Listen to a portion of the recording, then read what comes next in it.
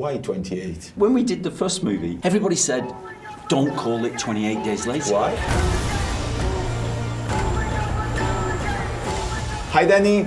Gianluca. Great to see you. Great to see you. It's a big honor for me to be here with you. And I'm happy because I discovered that you are great football fans. Yes. Because when I introduced myself before, I said Gianluca, and you said Gianluca Vialli. Like the great Gianluca Vialli.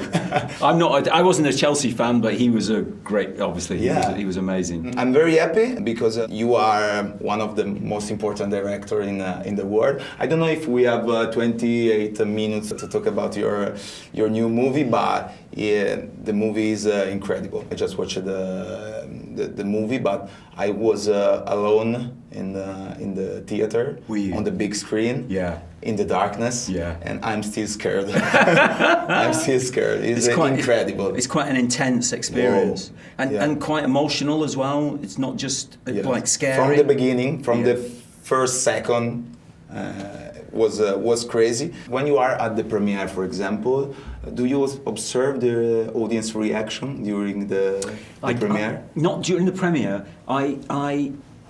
They do, with movies like this, they do test screenings in America, and I like test screenings because the people know very little about the movie.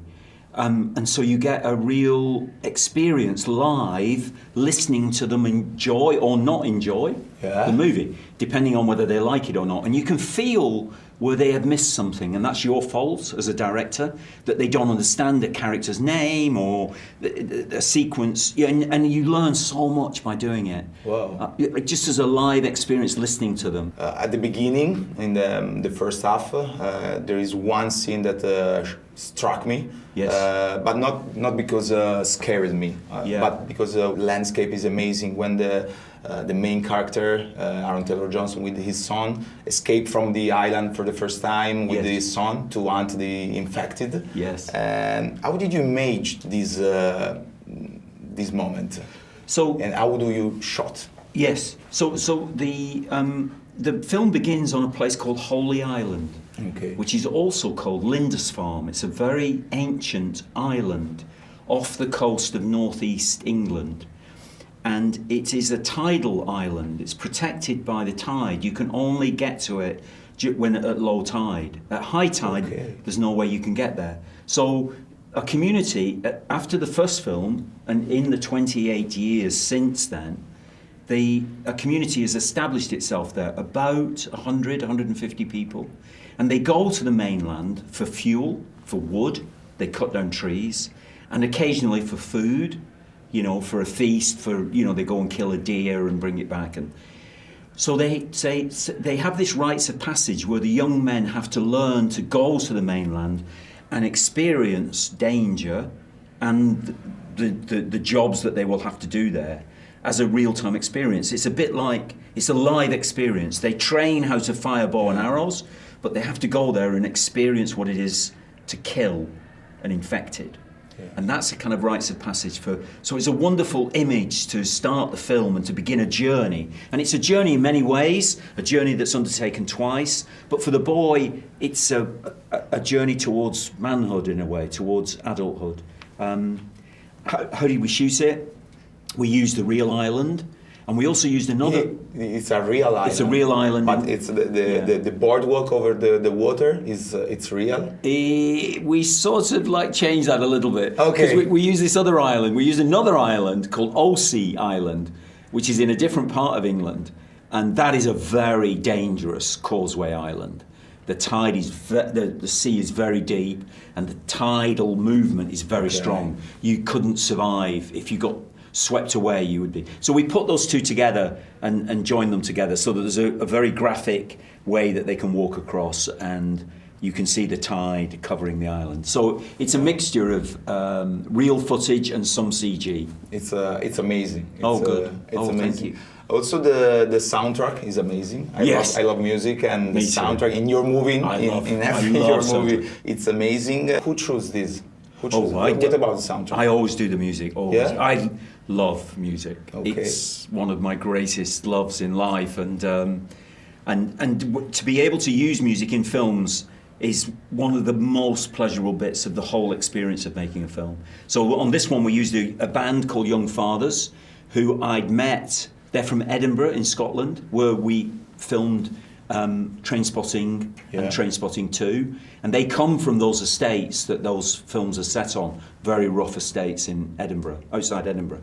And they are a wonderful young band. They're like the Beach Boys, but with rap, like hardcore kind of harmonies and vocals, and wonderful musicians. They'd never made a movie, they'd never scored a movie before, but we wanted to take risks with everything, with the way we shoot the film, with the story that we told, and with the people who contributed to it. Our designers had never designed a film before, and the Young Fathers, this is their first movie that they'd scored. So I love taking risks if you can, you know, because you discover things about yourself and about the movie that you never thought were possible at the beginning. You talked about Trainspotting. Who chose Born Sleepy, for example? Oh, that was me. Yeah? Oh, yeah. It's iconic. It's very famous, yeah. I was in a record store in London, and I liked the band Underworld, but I didn't know the song, and they put it out as a single, but it had disappeared. Nobody knew it. And I saw it, I thought, oh. So I bought it and took it home and played it, and as soon as I heard it, I knew we would put it on the film, and it would be the end of the film, yeah. So, and it's gone on to be very popular. I was come back to work with Alex Garland for this movie. Oh yes, what is your relationship? We have a good. It's a dynamic relationship. We don't agree about everything. We sort of backward and forward. But he has. I started off. I commissioned his book, The Beach, to be made into a film, and then he wrote the screenplay for 28 days later, and that was how we first began properly working together. And then we made a film together, Sunshine, and which is it was a science fiction film, and we fell out. Not in a bad way. We just disagreed about the end of that movie, and then he began directing himself, and he's a very good director. So when we came back to this, he was different now because he was a director. He knew what it was like directing, and it helped. I think he understands what the pressure is like and what the needs are of a director that are slightly different to those of a screenwriter. So he wrote this wonderful screenplay for this film and for 2 other films, which we've shot one of the. Because we hope these films to be 3 films, a triptych, a trilogy. Each one you can see on its own, and it's satisfying, but they do connect. There's characters that go through them, and a landscape that goes through them, and a journey of that boy. With the same characters? Yeah, some of the same characters that goes through all the way through that. And Cillian Murphy, of course, who's in the original movie. We can talk about Cillian Murphy, we can talk about I don't know if it's a spoiler or No, he's not in this Everybody movie. Went crazy during the trailer. I know everybody thought he was that really skinny guy. That's not Cillian. No, he's not Cillian. He's not Cillian, but Cillian is executive producer on this movie. Okay. So he's one of the producers, and he is in the second film. Okay. Briefly. And then he's in the third film hugely. Yeah. You discovered Cillian Murphy. Well, he's a very talented guy, and so Discover is, you help them a little bit, maybe with a role, but he was extraordinary in that first film because we didn't know when we cast him that he would be able to achieve the savagery at the end of the movie when he is an absolute insane warrior at the end of that movie. Because he's a very sweet, peaceful guy. Yeah. But I remember he said to me, "Trust me, I'll get there." And so we did, and he did. Now the world is changed from the first. Yes, indeed. From the first movie, we are more familiar with, for example, quarantine world or pandemic world. Yes. What about the audience reaction about this? Yes, it's interesting because we have all now. When we did the first movie, it was like a science fiction idea. Like, suppose the world shut down overnight. Suppose there was but now we've been through it. We've seen COVID. We've seen the cities empty. Yeah. It's cities all over the world. All the cities that we all know just shut down over the world, and we all behaved. Our own personal behaviour was very extreme. We locked ourselves in our houses and put masks on, and really strange behaviour. So that is an ingredient in the new film because All the actors have been through that experience. All the audience who watch it have also been through that experience. And you can feel them connect with it in that way. It's part of the fascination of how we would survive something like that if it went on for 28 years. What would you do? How would you live? How would you survive? Which kind of person would you be? That's really a big ingredient of it. But the really interesting thing for us was that the virus also survives and that it changes. It adapts, it kind of evolves, mutates. And so you see in the film the way that it has changed the people that it infects. And you get these creatures who use very little energy and stay on the floor and just eat worms and grubs. And then there are the infected who now hunt and eat deer. But they hunt in packs, so they're organised. Whereas in the first film they were random, and they've evolved into these leaders have emerged, these alphas, who are the kind of big, who have there's been like a steroid effect. They've become very big guys. So there's lots of threat in the movie from those different variants now. Why this number? Why 28? So when we made the first movie, this is before online shopping. When you bought something from a store, you had 28 days to return it. Okay. You can get your money back. Yeah, every product you have 28 days to return it. And 28 days is the women's menstrual cycle as well, generally thought of as that. So it was a kind of figure like that. It's changed now because, of course, online shopping is just, return. You're a genius. That's why we call it that. It's right. But I remember, so when we did the first movie, everybody said, don't call it 28 Days Later. Why? Because there's a Sandra Bullock movie out at the moment called 28 Days, a romantic comedy. Yeah. And everybody will think it's the Sandra Bullock movie. And it's not the same movie at all. But thankfully we ignored them. What scared you in your job, for example? Or in my job? Yeah, what scared you? Failure. Failure? Failure scares you. What is the failure for you? If you don't do it well enough. Okay. If you do a day's work and you think that wasn't good enough. Not numbers. I know. Not numbers. No, because otherwise you become a slave to the numbers then. So it's not the numbers, it's the quality of work you feel like you haven't done well enough. And some days are better than others, obviously, as for all of us in all our jobs or lives, you have good days and you have bad days. But yeah, if you don't do that scares me really. Now, what is your challenge?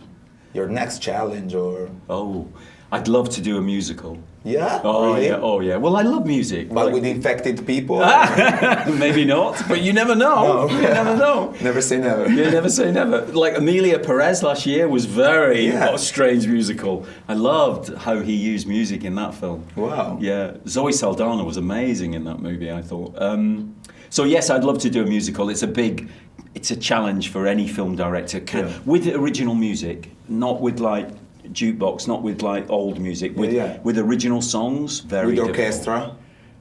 Could be, or different kinds of playing. I don't know, but very difficult to do. The cast. How do you choose them? You watch a lot of movies, and you keep up to date with actors, and you see their work, and then you often, when you're preparing a film, you often think, and you think, for some reason they pop into your mind. It's kind of slightly instinctive. And that was the case with Aaron for this, and with Jodie Comer, who plays the mum, and Ray Fiennes. The boy's different. You have to go and search for the boy, because you're not aware of them. There's not that many kids around. You have to go and look for them. But for the three main actors, that was, And the guy who plays the Samson, the alpha, he's called Chia Lewis Parry. He's an MMA fighter. He was he's very gentle man, but he's tough. Very scary. Very scary.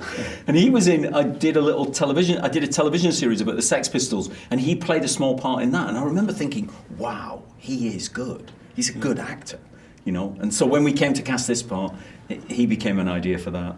Wow. But the boy we had to look for.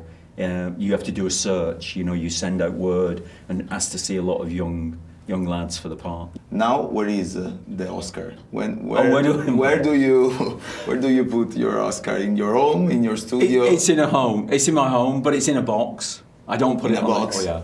Wow. Because if you have it on the shelf the whole time, it's just looking at you. Okay. You kind of think you're looking at it, but it's looking at you, thinking, oh, you know, it's sort of judging you. It's weird. I used to put it on the shelf, but I thought, every time you look at it, you think, oh my God, an Oscar. And it's like, you just want to get back to your regular work, you know. That was a big high point, and it's amazing and incredible for anybody who goes through it. It's an extraordinary experience, but you can't live with that the whole time. You have to just forget it and just get on. So it's in a box. E questa era la nostra chiacchierata insieme a Danny Boyle, che ci ha dato anche qualche piccola chicca in più sul film per potercelo godere al meglio. Ovviamente al cinema dal 18 giugno. Ci vediamo lì.